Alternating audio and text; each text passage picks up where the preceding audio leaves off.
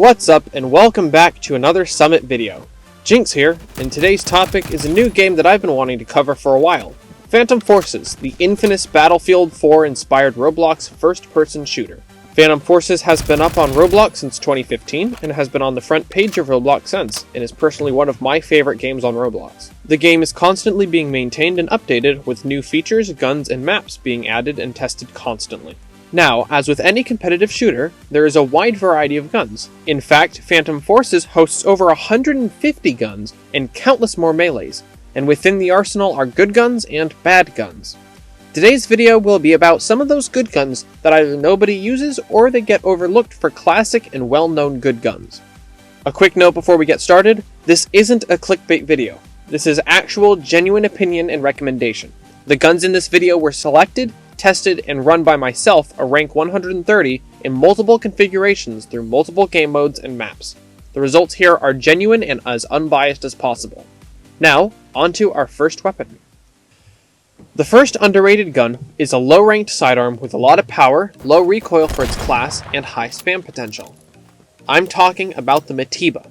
The Mateba is a rank 29 unlock and does 56 damage up to 76 studs, then drops off to 30 damage at 100 studs.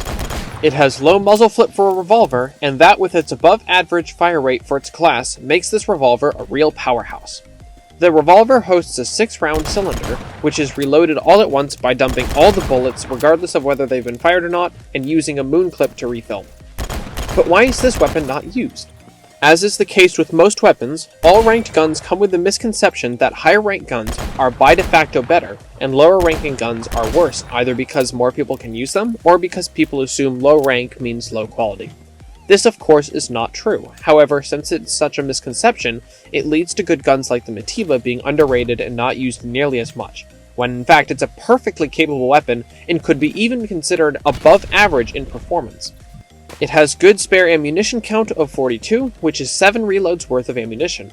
Overall, the Mateba's handling is fantastic. It's very easy to pull off quick headshots or speedy 2-taps with the illuminated green iron sights, and the recovery is high enough to accurately plink at ranged enemies relatively quickly. You may need to predict for distance if your long-range target is moving, however, since the Mateba has a bullet velocity of 1500 studs per second. So, to wrap up this gun, let's look at the pros and cons. Pros include high damage, fast fire rate, and high controllability, especially for a revolver. The iron sights are also very good, being very easy to make out and unobstructive. Some of the cons, however, include slower reloads and lower capacity for a sidearm, only 6 rounds, but that's not nearly enough to outweigh the pros.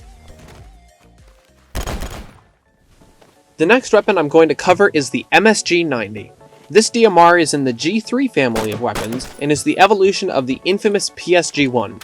Hitting for 50 damage up to 110 studs and dropping off to 40 at 200 studs, this 10-round DMR is no slouch. Unlocked at rank 59, the MSG-90 has a speedy bullet velocity of 2800 studs per second and has 2 studs of penetration. The MSG-90 has a capacity of 10+1 and has enough spare ammunition for 12 full reloads. The MSG-90 has a snappy vertical recoil with good recovery, making follow-up shots relatively easy to hit. With an RPM of 355, you really don't need to go any faster. So why is this weapon not used? Well, this is one of the more niche and obscure guns. It doesn't have anything that makes it particularly unique, which is unfortunately the case with most, if not all, of the G3 series guns in Phantom Forces. That being said, this gun delivers the hits. With 50 flat damage and multipliers of 1.2 for torso and 2 times for head, this gun kills quickly and is able to 2-tap torso or 2-tap to the head. Plop a Pika S and a muzzle brake on this bad boy and you have yourself a great gun for mid to close range engagements. With a relatively fast reload and comparatively lightweight, this gun excels in maps such as mall, highway lot, and warehouse, where there's lots of open lanes but also tighter sections such as alleyways, corridors, and buildings. Let's revisit the pros and cons.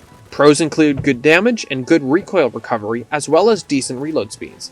Cons? While the recovery is good, the snappiness of the recoil is admittedly high. It takes some practice to be able to shoot speedily when the scope jumps up every time you shoot, however, it is not hard to do. The next underrated gun is a gun that everyone wants but not many people use. It is the MP1911, the machine pistol version of the M1911. Machine pistol has a very high rate of fire and a magazine capacity of 15 rounds. Be careful with your ammo though, you only get 3 spare magazines worth of ammunition.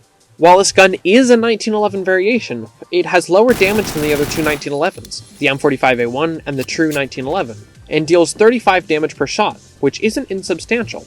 This gun is a very high rank unlock, obtained at rank 106. In terms of handling, the MP1911 is level in terms of muzzle rise, however the horizontal recoil is not something to joke about. This gun vibrates violently when you use it. However, if you're at close range, that won't matter, it shreds through enemies like nobody's business. So why don't more people use it? Well, as mentioned before, it's a very high-ranked gun, making it quite expensive to pre-buy. Additionally, many people don't like the gun's high horizontal recoil, since it's much harder to compensate for than vertical recoil, especially at long distances. A lot of people will stick with other machine pistols like the Tech 9 or the Scorpion VZ61 that have more capacity and more compensatable recoil. Experienced players will know that this is easily negatable, however. If horizontal recoil is what you fear, the gun can be equipped with a compensator, or if you have the cash to spend, the 9mm conversion, which greatly reduces recoil and gives you a higher capacity of 20 rounds. Me personally, I like to run the MP1911 as my recon secondary. I've always thought it fires a little too fast stock, so I've outfitted mine with a muffler to reduce recoil and to also slow down the rate of fire just enough so it still annihilates enemies, but also doesn't chug away rounds nearly as fast. Red dots are also great for this pistol since it's much easier to track a single dot than iron sights, especially on this pistol where the iron sights jerk back and forth. If you wish your MP1911 didn't have so much horizontal spray and want a more compensatable version though, look to the 9mm conversion. It gives you more ammunition, higher rate of fire, and vice versa the recoil to have very little horizontal recoil, but high vertical recoil. With the right attachments, the 9mm conversion is an absolute laser beam. So, to summarize pros and cons, pros include very high rate of fire, incredibly low time to kill, and good control at close ranges. Cons include difficulty hitting faraway targets on full auto and lower spare round count. Overall, this machine pistol is a beast.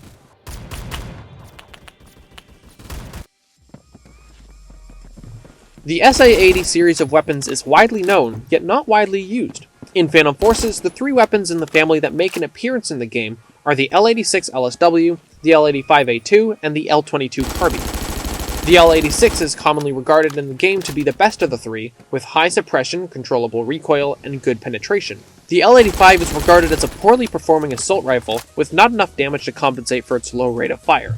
However, the L22 is very commonly overlooked. The L22 is unlocked at rank 28 and boasts low recoil with a high rate of fire, dealing 30 damage up to 40 studs, and drops off to 21 damage past 90 studs. It has a fast reload speed and carries 120 spare rounds. Overall, it's a very lightweight, fairly strong carbine. Then why does nobody use it? Well, like the Mateba, being a rank 28 unlock means it'll be forgotten quickly for later carbines. Most people will use it momentarily or until they unlock something better, but this weapon can hold its own against a lot of other carbines. The gun has very little recoil when using certain attachments such as long barrel and the stubby grip, but even stock, this gun is pretty stable. I definitely recommend staying away from the default iron sights, however. They can get confusing when trying to compensate for distance and figuring out where to hit, and they're very cumbersome. Holographic sights, red dots, or even the included SUSAT scope are good alternatives, however. This gun is best used in tighter maps that aren't quite CQB, such as Bazaar, Warehouse, and Mall Revamp. But because it has such good recovery and recoil, it's very easy to plunk at distant enemies quickly. So, to recap, this gun's pros include fast reload speed, very controllable recoil, and quickness both in fire rate and in actual weight. This gun zooms around the map. Cons: confusing and shaking iron sights and steep drop-off, though this can be improved with a long barrel. Overall, a very solid and sweet gun.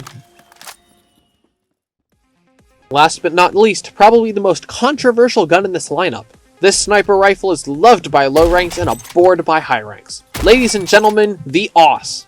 The Arctic Warfare Suppressed is a rank 41 unlocked sniper rifle that is integrally suppressed. Visually similar to the the AUS features a 10-round capacity and deals 80 damage out to 50 studs, then drops off to 70 at 115 studs. It also has a 3x headshot multiplier, so it'll one-shot kill to the head at any range. It will also one-shot body a player to the torso if within 50 studs. The AUS aims very quickly. In fact, this sniper does everything quickly.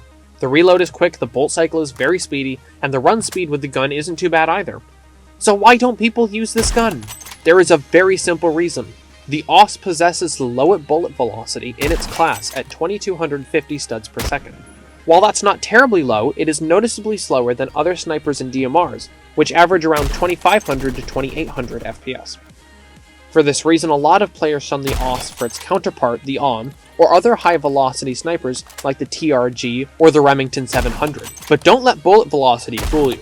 Even if you're not hitting perfect headshots, with the bolting speed of the AUS, you'll be able to reliably 2-tap enemies without issue. The PM2 scope that comes with the AUS is very clear, and unique to the AUS, the center of the reticle is illuminated red, making it very easy to line up on targets. And don't worry if you miss your first shot.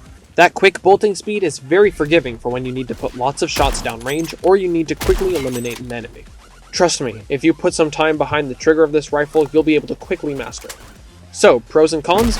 Well, the gun is very fast, it has a good RPM, a quick reload speed, and it can one-body at close ranges. Cons? The bullet velocity is the slowest in its class, and the fall-off distance is pretty short. That about wraps it up. What do you think about this lineup? Are there any guns that I missed? What guns do you think deserve to be included in this lineup? Let me know in the comments below, and if you'd like to see more Phantom Forces content, please leave a like. If you'd like to see more content by us, definitely subscribe. It helps us out and tells the algorithm we're doing something right. That's all from me, guys. Thanks for tuning in. I will catch you in the next one.